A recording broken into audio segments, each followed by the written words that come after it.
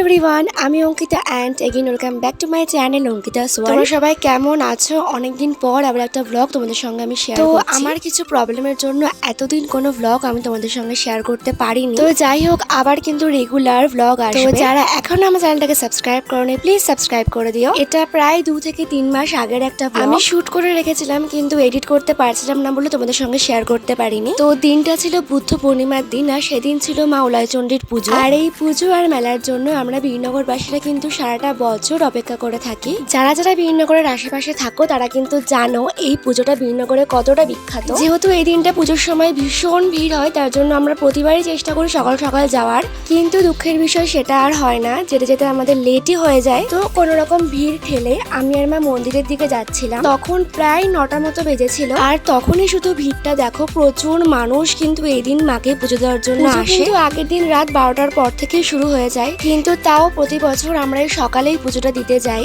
যেতে যেহেতু এমনিতেই দেরি হয়ে গেছিল, তার জন্য আর দেরি না করে আমরা পুজোর বাটা নিয়ে মায়ের মন্দিরের দিকে যাই। তো এই যে পুজো দেওয়া কিন্তু আমার হয়ে গেছে, আর পুজো টুজো দেওয়া হয়ে যাওয়ার পর আমরা সেখান থেকে বেরিয়েও যাই। তো তারপরেই দেখতে পাই যে এখানে মায়ের ভোগ নিয়ে যাওয়া হচ্ছিল, আর বলা হয় যে ভোগ দর্শনে নাকি দুর্ভোগ কাটে। তো আমি তো এই প্রথমবার দেখলাম, আর তোমাদের সঙ্গেও সেটা শেয়ার করলাম।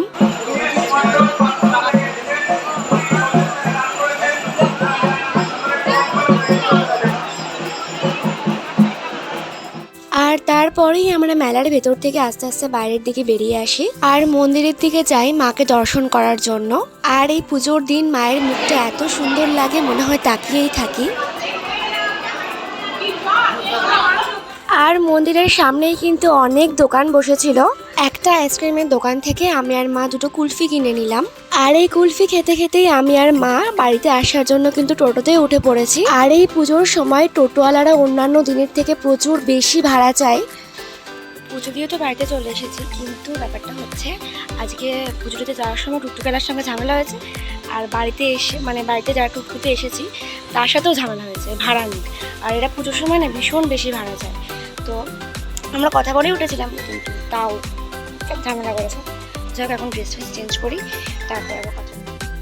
বাড়িতে এসে মা আমাকে লুচি আর ঘুগনি বানিয়ে দিয়েছিল, তো সেটাই খেলাম। তারপর আর কি দুপুরবেলা খাওয়া দাওয়া করে একটা টানা লম্বা ঘুম দিয়েছিলাম। আর ঘুম থেকে উঠে কিন্তু রেডি হয়ে গেছি, আমরা যাচ্ছিলাম মেলাতে। সেদিনই ছিল মেলার প্রথম দিন, আর এই মেলাটা কিন্তু এখানে প্রায় 10 থেকে 15 দিন মতো থাকে। মা যেহেতু 4 দিন থাকেন, 4 দিন পরেই মায়ের ভাসান হয়ে যায়, তাই ওই প্রথম দিকেই মেলা কিন্তু ভিড়টা একটু বেশি হয়। তাই মাকে সাথে করে নিয়েই আমি মেলা দেখতে বেরিয়ে পড়েছি। আর এই যে এখানে ছোট করে কিন্তু সাংস্কৃতিক অনুষ্ঠানেরও আয়োজন করা হয়। আর এই যে ইনি হচ্ছেন আমাদের বিন্দুবাসিনী মা। অনেকেই হয়তো ভাবতে পারো যে একই ঠাকুর হয়তো আমি বারবার দেখাচ্ছি, মোটেই কিন্তু সেটা নয়। আর আমরা কিন্তু সেদিন এতটাই ভালো সময় গেছিলাম যে সেই সময় মায়ের আরতি হচ্ছিল।